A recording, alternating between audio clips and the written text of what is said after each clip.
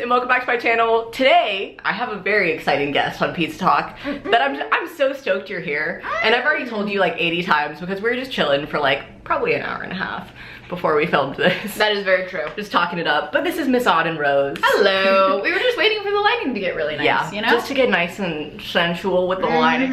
For the sun to go down, just for us to get into the mood, you know? Oh, yeah. So we have our individual little pizzas today. I think I just like deep throated a piece of spinach as you said that. I would only hope that you would do that, honestly. Also, wanted to say thank you guys for coming back to return to a Pizza Talk because I have not picked up this series since my last episode with Orion in the summer, so it's been a hot minute. Oh my god, I'm so proud to be your first back. Right? First of 2017. Bless this guest, truly. I've been wanting to start doing Pizza Talks like monthly, on a monthly basis, just because like there is a lot of people out here that I would like to have on it, so that's a quick disclaimer I thought for you were about to say there is a lot of pizza I want to eat. There also is a lot of pizza that I want to eat, I'll be honest, and a lot of advice I want to give. Yeah. So speaking of which, I asked for you guys to send me questions or things you need advice on with the hashtag Pizza Talk. Hell yeah. And the first question that we're gonna go into is about fuckboys, which like I like talking about because I think it's pretty funny. I've watched one of your videos on fuckboy. I think you Fuckboy 101. How to spot. That's what it was. So Laura asked, how do you stop yourself from coming back to a cute fuckboy? Hashtag Pizza Talk. And like I've been in this situation before, and when I favorited this question, I read it aloud to Arden because I was like, don't so many girls do that? Like we talk so much smack about a fuckboy and then we'll be like, but he's like cute and I'm getting that dick, so I'm going to go back. So I'm not concerned, less concerned. And it's like, you should care more about your feelings and how the boy is treating you rather than like how cute they are. You know, that's the real answer that I'll give you. Yeah, that's just like, that's a good overall answer. I mean, like, I have been dating someone for like 2 years now, so I have less. He's not a fuckboy. No, but I'll fuck that boy. What? Oh my god. Eats pizza. Somebody asked, I need tips on advising consent. Some people just don't understand that no means no. Ooh, okay. In like a situation where, I guess like a sexual situation or even just like a flirty situation, like I totally understand what you're saying where some people just like don't understand and they're very like, some boys are very persistent and that's scary. Yeah, that is scary. Persistentness means that they don't care about your uncomfortability. Like uncomfortability? Yeah. Uncomfortability. Either way, they don't care about your boundaries. That's what I'm trying to say. If you're like explicitly saying no and they're trying to push more, they're a psychopath. That's assault. Like you can't do that. Yeah. But on the inverse of that, I find that a lot of girls feel really uncomfortable saying no. So what they end up doing is not laughing. Yeah, kind of like laughing it off and being a bit like, no. Yeah. Like, no.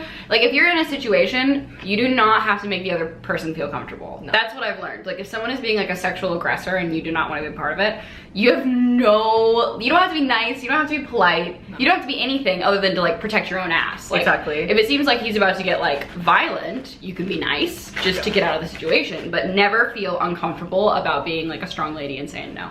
Yeah. Or a strong man. Both. I loved your consent video, by the way. Thank you so much. This next question is from Kate McKibben, and she says, how do you know when a relationship should be over? In parentheses, romantic or friendship. Ooh, friendship's tough for me because I've always been one of those people, I'm a bit better about this now, but I've always been one of those people that like clings to things just to have a friend, even if maybe they're not the best friend to have. But as far as a relationship goes, the moment you're kind of second guessing it and saying like, maybe I'd be better off even just without them, because I had that thought a lot with my ex-boyfriend. I was like, I just kind of want him to not exist. Yeah. Like I would love to just not deal with this right now. I think when you're having those thoughts, you need to have a serious conversation. Because sometimes people think that it's easier to just stay in it and like kind of write it out and like maybe it'll get better. Like you never know. Remember the good times? Yeah, exactly. But at the end of the day, it's like if you are having those thoughts, you shouldn't stay in anything just because like you don't want to do something about it. It's honestly a lazy way out. But yeah, even with friends, I was actually talking about this with somebody recently, like just ending a friendship and kind of like having that nail in the coffin, like where there's one breaking point where you're like, that's fucked up. And like that's fucked up. Like if somebody does something really weird and you're like, okay, I don't see that quality making me want to be friends with you, you know? Like there's nothing keeping me to this relationship, and like why would you stay in something like that when there's so many friends out there for you to have? Like I think people get scared because they think that it's going to cause drama within like a friend group or like frick something up, but like I said, it's a lazy way out if you're literally just staying in it because you don't want to say anything. Yeah, yeah. I'm so bad. I'll just like ignore people until it gets like really uncomfortable. Yeah. And then I have to And you're deal like, with it. I'm like, gross, they're gonna show up to my house. Like, this is also another friend question. I answer a lot of these, but this girl, Leah, asked, how do I shake off the feeling that my friends are better off without me? And like Ew. 6 people favorited it. So other people saw it and were like, fuck yeah, I feel that. I think that's like a large part of being a young woman and like a teenager in general, Yeah. regardless of gender. It's like, I think that you spend like a large part of your adolescence judging your merits based on someone else's merits. Yeah. And I think like at a certain point you have to realize that like you're stuck with yourself. Like you have to learn to like yourself before you can like convince anyone else to like you. Exactly. So like stop. I'm really glad she said that. You know Yeah. what I mean? You know what I mean? Yeah, it's like, if you don't have self-love, you will ruin every relationship you will ever be in. Yep. I'm not even kidding. And I talk about this, and I want to say numerous pizza talks. We've had the chat about self-love, and every single time I make a pizza talk, people are like, how do I love my body and love myself? The number one thing that I want to tell you is like, if you see self-love as like something you can personally put in your pocket and like keep forever and just like have there, like, you're thinking about it in the wrong way. Right. Because it's like a process that you go through every day. Kind of like, I was comparing it to something the other day that was like a really good analogy, and now I can't think of it. Oh, I was talking about having possessive thoughts of somebody. Ooh. Being like, you're my person, like in thoughts of jealousy, being like, ugh. And this also applies for like having negative thoughts too, and just being like, why am I not happy? Yeah. Like you'll always catch yourself having those kinds of thoughts, and so you can always just turn it back. Like you just have to be aware of it, and that's the number one thing of being self-aware, is like realizing when you're having these thoughts and pulling yourself back and being like, damn, okay.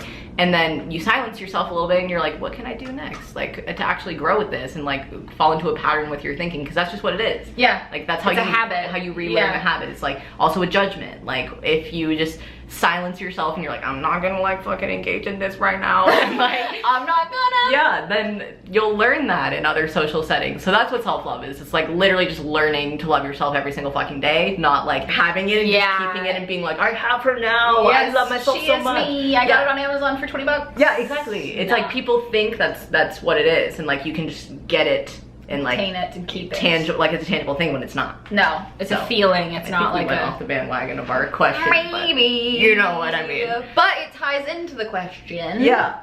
Which is, maybe you should decipher whether or figure out whether or not your friends are making you feel like that they're more than you. Yeah. And if that is the case, girl, Pop out of that it's situation. time to pack up your bags. Exactly. Because once again, it is not worth staying with friends that do not love you and support you. Yeah. It's just not worth it. It is a drain on your life. Exactly. It's like, what are they even adding? Friends are there to be the fruit of your life. Yeah, enjoy the splendor of life with your friends, you know? Oh my god, friends are so good. They're Like, great. just good people to have around. They Good are. connections, man. And like when you're around a good group of people where there is like no judgment, no like shit talk or anything like that, you feel so much like lighter and brighter. Little Sir Evan, who's my homie, love him, thank you for asking questions, said, do you believe in being able to manifest things into your life through the universe and other universal laws? Ooh. Yes. Yes, I do too. When I was in high school, like I had no fucking idea what the law of attraction was, and like I was literally a different human. I was unknowing, you know? Unaware. I You was were unaware. I was very unaware. That's the exact word I was looking for, my lady. There you go. I think once you start putting out what you actually want to receive and start thinking about the things that you want to receive, like you turn something on in your life that wasn't on before, and you're like, okay, I'm like actively thinking about these things, so naturally they're gonna come. Yeah, I've always felt that way. I felt like even when I was younger, it was something that was like unexplainable, but I felt that way. Yeah, until somebody puts it into words for you. Yeah, I'm like, oh, what's up? Like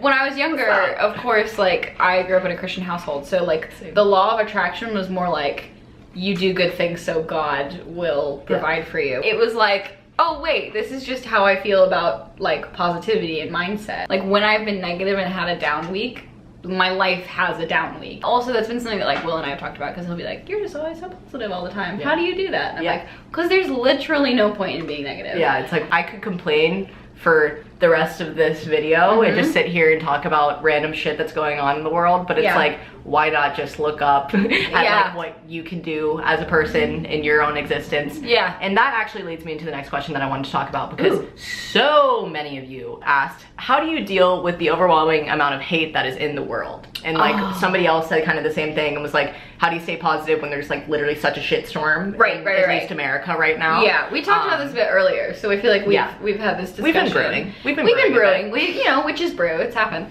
I don't know. I think like we're in a very weird time. Yeah. But like in other times, this would be normal, and not only normal, but like our government would be fascist, and we would have no control over that. Like we're one of the first generations where like if we don't like something in the government, we can actively protest it, make a stand, and do something to kind of like actively combat the negativity, which is helping me remain positive, because I know I can make even baby steps like signing a petition can make me feel better about the situation, because I know I'm actively creating like a positive influence on it. I like what you said about it just like personally making you feel better, like what you're doing, just you.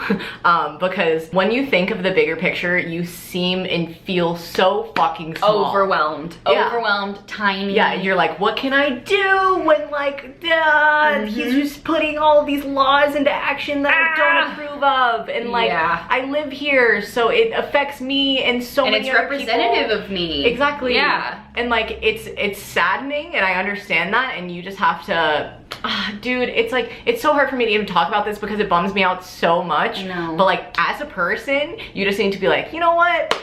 It's gonna get better. Okay, I'm gonna be real and straight up honest with you guys. It was very hard for me to answer this question in like a positive light, because with the current state of America and, you know, just the world in general, I'm not trying to take away and act like, you know, America's all that. But right now, like, there is so much happening in America that we're not used to, and we're not used to seeing, and we're not used to feeling this like separated and almost defeated. And that's how I felt answering this question. I felt defeated. I didn't know how to properly give advice to you guys, not only because it's like, who the fuck am I to be, you know, advising people online on what to do, but I think it's more so like we're a community on here, and we need to realize that there are other people out there who understand, you know, your sadness and where you're coming from and how you feel in this current situation. And I think that the most that we can do right now is just be there for each other and turn up for things like, you know, marches for social justice, and just like Arden said too, even just like doing as much as signing a petition that makes you feel better on the inside, and like whatever change you want to make in the world and whatever change you can make in your community or just for your peace of mind, do that right now, because I have absolutely no idea what to tell you to do otherwise, because we're all in the same boat, yo. So that's just kind of what I wanted to say, because I didn't properly really answer this question well in the video. So here I am answering it in a voiceover. But I'm here on Twitter and stuff if you need to talk or just need a friend to vent to, because I think we all just need to vent right now. Am I right? Okay, let's get into the last question. Oh, this is a really good one to end on. Oh, fuck. Okay. Yay! Katie asked, what's your favorite thing about love? Oh, that's so sweet. I'm asking a woman in love over here. Aw, you're in love too, but with, you know, everything. Yeah, with life and everything. Yeah, I talked about that actually in a video too, which is like, because so many people are like, oh, if you don't actually have love, like love with another person, then like, what even is love? I don't know it, but you do. You do. And it's everywhere. Yeah. And it's in your family, and it's on the streets, and it's with every connection you've made ever. Yeah. Truly. Yeah. So. Yeah. Love is everywhere. Yeah. That's my feeling. Because even in a relationship, like a long-term relationship, I can tell you that sometimes there's not love. Yeah. Like you can always love a person, but also like sometimes deeply dislike them. And I'm not necessarily saying that about Will, because that's like no tea, no shade. But like literally no tea, no shade. But like literally anyone. Love is not about some like infatuation that like lasts for 90 years and you like die together in each other's arms. Like that's not really love. Love is just like the idea of a commitment and like being committed to making sure that